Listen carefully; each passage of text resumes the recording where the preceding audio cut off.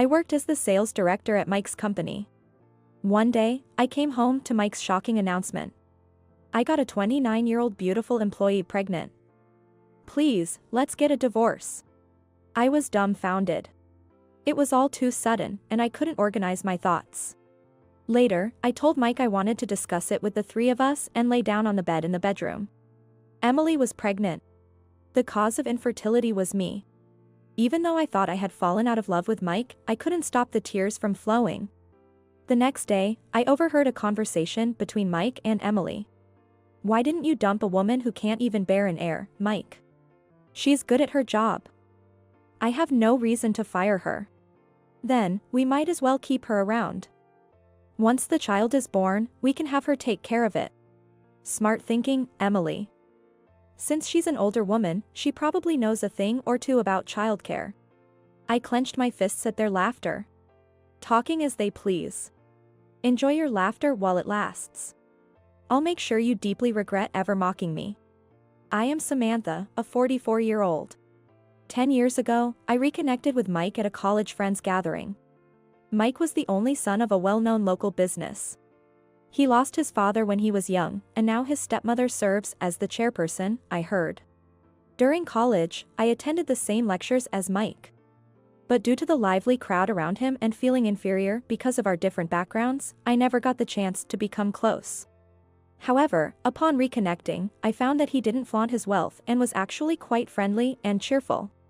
Later, Mike asked me out and eventually proposed to me. My family was just an ordinary household. I was nervous that his mother might oppose me as not suitable to be a bride, but when we went to greet his family, they accepted me without hesitation. My university education in accounting, finance, and management, and the qualifications I had earned seemed to have made a good impression. After our engagement, I started working at Mike's company, and now I serve as the director of sales, handling sales administration. Having grown up watching my parents' loving relationship, I always dreamed of marriage. I never doubted that with the person I love, I could build a warm home. So, it never crossed my mind that my happiness would shatter just 10 years into marriage. In the beginning, Mike was very kind to me. With his responsibilities as a president and his wide circle of friends, our weekends were almost always fully booked. Though they were Mike's friends, they were strangers to me. I thought I would naturally be left out, but he took me along to barbecues, camping, skiing, and introduced me to his friends. Among his friends were not only men but also women, couples, and married people. I, who had no friends of the opposite sex, felt uneasy about the concept of female friends, but Mike acted with propriety. Neither the female friends nor Mike showed any behavior that could lead to misunderstandings, and I was relieved. Single, married, same or opposite sex. Mike treated everyone equally and friendly, which made me, who is quite shy, respect him greatly. However, over the years, Mike's attitude towards me gradually cooled. He would frown upon seeing my face, sigh, and look displeased at the cosmetics I left in the bathroom. Mike, our wedding anniversary is coming up. I'll make a reservation at our usual restaurant. When I mentioned this, he replied sullenly. Can't you see I'm busy with work? I don't have time to go to a restaurant. But, every year, no matter how busy, you always made time for that day. Then Mike sighed deeply and said in a frustrated tone. If you want to go so badly, go by yourself. How long are you going to stay in this newlywed phase? His harsh words left me feeling dejected. He must be tired and irritated. With that in mind, I sent him a tie from his favorite brand as a birthday gift, but he still wasn't pleased. Samantha, you really have no taste. I'm tired of this brand. Why are you adding to the clutter in the drawer? I'm sorry. I had researched online and even visited the store to carefully choose it, only to be dismissed like that. I don't remember doing anything in particular to anger him. Despite claiming to be busy, he regularly goes out with his friends. Could it be that he doesn't want to go out with me? Such thoughts crossed my mind. Then, a decisive incident occurred. I was excited when he invited me to go to the shopping mall, so I got ready with enthusiasm. I wore a brand new outfit and did my makeup more glamorously for our private time, waiting eagerly for Mike to be ready. However, once ready, Mike looked at me and smirked. What's with that outfit? Wearing a skirt at your age is unbecoming. Eh? Is it not okay? Aren't you aware of your age? Once you're over 40, you're officially an old lady. The makeup is too bold. And curling your hair like that is just embarrassing. You used to be cute, but it's not the same now. His scornful tone pierced my heart. But Mike, your friends dress up, don't they? They can pull it off because they're beautiful. You're different, aren't you? Trying to look young at your age is just pathetic. It's not about trying to look young, it's just... Mike clicked his tongue in response to my rebuttal. Dress more normally. Do you want to embarrass me? Ah, forget it. I've lost the mood to go. It's ruined. Even though I went out of my way to invite you. He scratched his head in annoyance, threw his jacket on the sofa, and retreated to his study upstairs. Can I have ham sandwiches for lunch today? I want to eat in 30 minutes, so get it ready. His voice came down from upstairs. I was just a little excited about going out after a long time. Why did I upset Mike's mood? I bit my lip to hold back tears, changed back into my room clothes, removed my makeup, and started preparing lunch. Upon reflection, Mike is the same age as me, so if I'm an old lady, he's an old man. I may not be beautiful, but Mike is just an average middle-aged man, no different from others out there. Raised to be the next president, he has high pride and is full of confidence. Before we were married, those traits seemed appealing, but I never anticipated being looked down upon like this. Sometimes, I almost blurt out complaints. But since we work together, I have to face Mike at the company too. If we, as a couple, show an awkward atmosphere, it makes the employees uncomfortable. Thinking about it, I always end up yielding and trying to improve Mike's mood. At home, Mike may act like a traditional husband, but outside, he's personable and leaves a good impression on everyone he meets. He's the typical second-generation rich kid with no business skills but wins people over with his refreshing smile and affability. Even charming the presidents of partner companies. In contrast, his moodiness at home is like another person. I'm the president here. How can I eat such cheap food? Even instant noodles would be better. He always complains if the menu isn't to his liking, eating instant noodles beside me at the dinner table in a sarcastic manner. Also, Mike seems dissatisfied whenever I have plans to go out while he's at home. Going out without taking care of your husband, what kind of wife are you? I'm just going shopping for clothes. Lunch is ready to be microwaved, and I'll be back before dinner. You should serve the meals yourself as a wife. Living off the money I earn, you're living quite the life. Of course, I earn a decent salary from full-time work, although less than Mike as the president. I contribute to the household expenses, so I shouldn't be criticized. Besides, when Mike took over the company from his mother, he was inexperienced and caused trouble with business partners, leading to a big issue. I was the one who went around apologizing at that time. You were cute 10 years ago. Now you're just worn out, like an old rag. Lately, he's always picking on my appearance whenever he opens his mouth. You were disqualified as a wife the moment you couldn't produce an heir. I'm only keeping you here out of pity. Be grateful. I wanted children too, but it's not like we can force these things. Should we go to the hospital for tests? We might still make it in time. When I suggested this, Mike shook his head. I don't want to waste extra money, so no thanks. It's obviously your fault anyway. I'll let it slide because you're good at your job. When I felt frustrated, I would meet with my best friend, Nicole, and vent to her. We've known each other since college, so she knows about Mike and can sympathize. Mike puts on a good face in public, so he takes out his frustrations on you at home. He's hopeless. Nicole frowned as she rested her cheek on her hand. He used to go crying to you saying, "What should I do?" as if he made the company successful all by himself. Maybe he's forgotten his humble beginnings. I muttered softly. There was support from my mother-in-law and other executives, but I worked hard too. Thanks, Nicole. I feel better now. When I thanked her, Nicole said with a bright smile. I'm always on your side, Samantha. If anything happens, just tell me. I'll be there for you. Her words lifted my spirits somewhat. Lately, Mike's behavior has been visibly odd. Claiming to have social engagements, he's out almost every weekend. And on weekdays, he doesn't come home until after midnight. Yet, he doesn't seem tired at all, rather, he always looks like he's having a good time. On Sunday evening, after finishing my chores, I was reading in the living room. Mike had left in the morning without even telling me where he was going, as usual. He wouldn't be back until late at night. Surprisingly, Mike came home just after 8 p.m. He entered the living room, his cheeks flushed, unable to hide his excitement. "Hi. You're home early. Samantha, I got good news." "What? What happened?" "I'm going to be a father." I blinked in disbelief. "What?" "I got a 29-year-old beautiful employee pregnant. Please, let's get a divorce." I was stunned and stared at Mike's face. It was too sudden, and I couldn't organize my thoughts. I'm finally going to be a dad. Finally, we'll have an heir. Mom will be thrilled.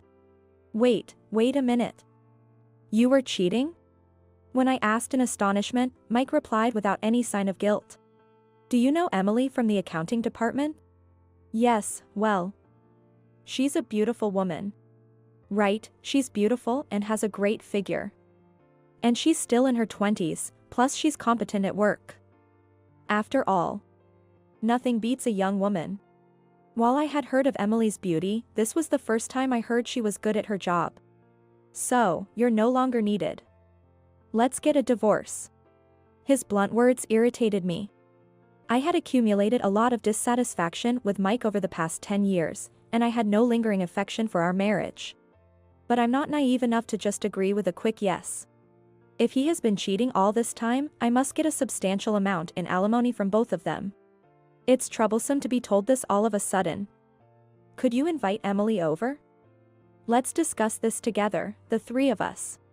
When I said this, Mike's voice perked up. "All right, I'll pass on the message." Watching Mike's cheerful gait as he went to take a shower, I closed my book. I went upstairs to the bedroom and lay down on my bed. I was overwhelmed by a sense of emptiness. The shock of being cheated on was overshadowed by the devastating news that she was pregnant. Mike had always wanted an heir. Of course, just because he wanted it didn't guarantee the birth of a boy. But before that, I had not become pregnant. If Emily was carrying his child, then the problem must lie with me. I wonder if we would have been happily raising a child together by now if I had been pregnant. Even though I thought I had run out of love for Mike, I couldn't stop the tears from flowing. The next day, with swollen eyes, I went to work early and made myself a coffee to wake up. As I was about to leave the corridor, I overheard Mike and Emily talking through the door. Was she shocked? Yeah, she looked completely stunned. I can't believe she hadn't noticed the affair. Hilarious, it's been going on for 2 years. Emily laughed with a snicker. Mike, why didn't you just dump her sooner since she can't bear an heir? She's useful like a housekeeper, and she's good at her job. It'd be awkward after a divorce, she'd probably quit and go somewhere else. Then just keep her around for now. You can always dump her later. Once the baby is born. Just make her take care of it since it's the boss's child. To this outrageous suggestion, Mike responded with admiration. Smart thinking, Emily. She's an old lady, so she probably knows a lot. If it's for the child, she'd probably listen. Their laughter at this idea made me clench my fists. How dare they talk like this? They won't be laughing like this for long. I'll make sure they regret ever making fun of me. After making the necessary preparations, I told Mike to invite Emily over in 2 weeks. And then, on the day, Emily arrived as if visiting a friend's house. Hello. Wow, your house is really nice. I've always wanted to come here. Emily's eyes sparkled as Mike arrogantly responded. What, you should have said that sooner. I even had her cook and entertain you. Ignoring my grimace, Emily looked around the room curiously and started wandering around. This kitchen is so spacious and stylish. It's nothing like my 1-bedroom apartment.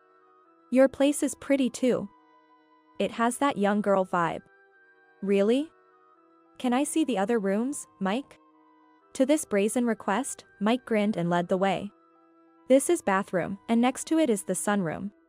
A sunroom. I wish I had one. Oh, there are so few houseplants. Such a waste of a spacious area. Is this your taste, Samantha? Emily complained about the space with a glass table, an indoor hammock, and 2 potted plants. This woman came to apologize for the affair, yet she's criticizing someone else's home decor. What kind of mentality does she have? No, a sane person wouldn't propose having the CEO's wife raise their child. Ah, forget it. Samantha is not as kind as you, she kills plants immediately. She must be hated by them. That's too bad for Samantha. As they laughed, I bluntly said, "You came here to talk, right? Please sit down at the table." I waited for Mike and Emily to sit on the sofa opposite the table before speaking. Let's confirm this again. Emily, you are pregnant with Mike's child. Is that correct? They nodded at my question. Samantha, I'm sorry. But this is fate. Emily looked at me with teary eyes and a pleading gesture. Her familiar tone grated on my nerves. The baby coming to me means that Mike and I were destined to be together from our past lives. Marrying you was a mistake. We need to correct this mistake and start over, or both you and Mike will be unhappy. I love you both too much to allow that. I couldn't help but smirk at Emily's absurd reasoning. Her self-defense was so outrageous that it moved beyond anger to sheer disbelief. I truly love Mike from the bottom of my heart. Please, let me have his child. Emily pleaded in a sugary voice, causing Mike to sniffle in response. It seems he was moved to tears. I love Emily too. It would be a shame for our child to grow up without a father, especially since it'll be the heir to Smith Industries. We need to raise together. Hearing Mike and Emily's earnest pleas only made me feel more disillusioned. Any lingering affection I had for Mike vanished with this incident. I no longer had any desire to continue as his wife. Fine, but I'm quitting my job. What? Keep working, Mike frowned. At your age, it'll be hard to find another job. Considering your contributions, we'll keep you on board. Really? I have management qualifications, I'm sure I can find something. Mike, you're so kind. Since the President Smith says so, Samantha, you should stay at our company. I don't mind at all. I sighed, glancing sideways at Emily's grinning face. That's not going to work. Because that woman. I paused for a moment before delivering the shocking news. She's been embezzling company funds. What? Emily's eyes widened for a moment before she awkwardly dropped her gaze to the floor. What did you say? Mike was visibly shaken. I kindly explained. This woman has been pocketing entertainment and travel expenses. She filled in blank receipts herself. I spoke calmly to a pale-faced Mike. Nobody noticed for 2 years, except for me. It only came to light after I conducted interviews with the involved parties. I sighed as I spoke. Considering it's a family business, I thought it might be time to cut ties. I'm fed up with seeing your faces after the divorce. So I'll be looking for another job. Stop casting weird suspicions. Emily protested with a forced smile. Where's your proof? David, the head of accounting you seduced, and the executive director Brian spilled everything. Want to see the video? As I reached for my phone, Emily covered her face with her hands and burst into tears. I'm sorry. My father's company went bankrupt, my mother collapsed from the shock and was hospitalized with an incurable disease. My brothers rebelled against our parents, racked up debts, and disappeared. My salary alone wasn't enough, so I ended up doing it. Emily sobbed dramatically, as if she had eye drops ready. Mike, easily fooled, embraced Emily's shoulders, looking somber. That's tough. You should have told me. I didn't want to trouble you, Mike. I've already spent all the money on paying off debts, so I can't return it. Mike seemed to genuinely believe Emily's blatant lies. She probably spent the money herself. What are you talking about? Don't be shy. Crying too much might harm the baby. How much was it? $20,000. Of course, I expect it all back. Depending on your attitude, I might even sue for embezzlement. Let's cover that amount. Who knows about this? The entire board. I'll take care of it. Emily, don't do it again. Yes, I won't. Thank you so much. As Mike patted Emily's head, I was utterly disgusted. This is an unbelievably lenient decision for a CEO to make. It feels like watching a terrible lead couple from an outdated romance drama that's no longer in vogue, making me feel nauseous. I suppressed my nausea and proceeded as planned.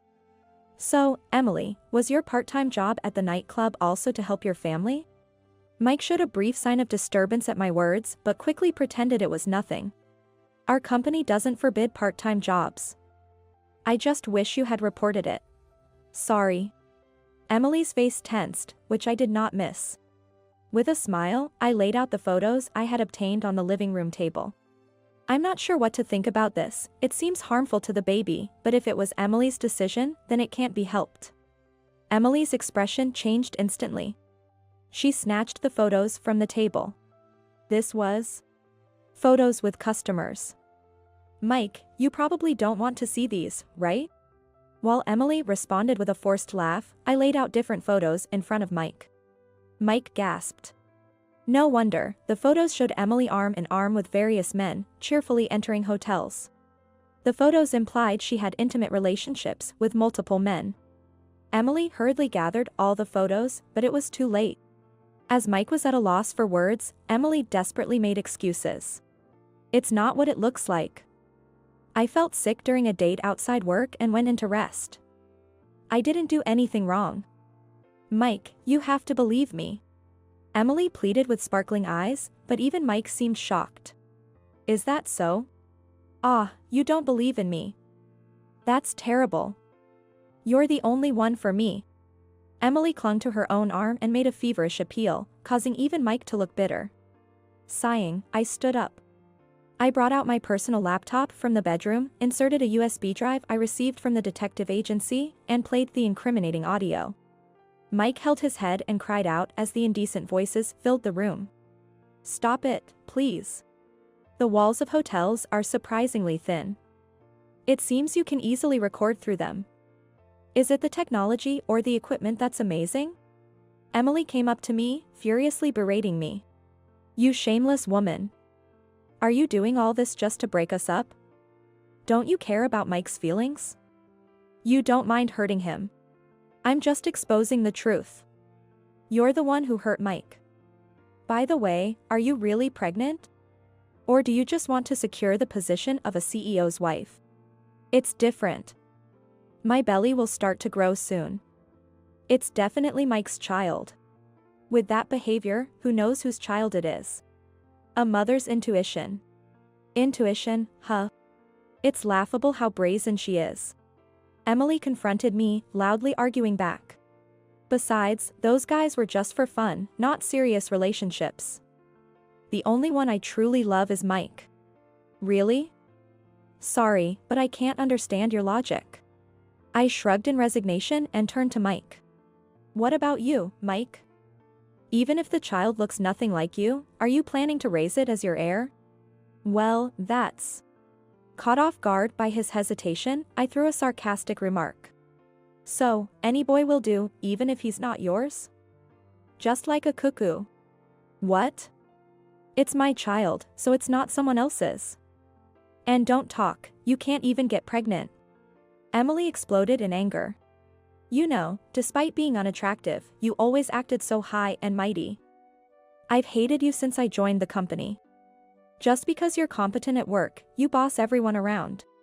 She glared at me, furiously ranting. Stop flirting with male employees, don't seduce the bosses, you're always so annoying. Emily, emboldened by my silence, continued her vulgar tirade. You're just jealous because you're unattractive, right? You thought you'd won by marrying President Smith, but too bad for you. Emily laughed shrilly. Hey, cut it out. Mike was appalled by Emily's foul mouth.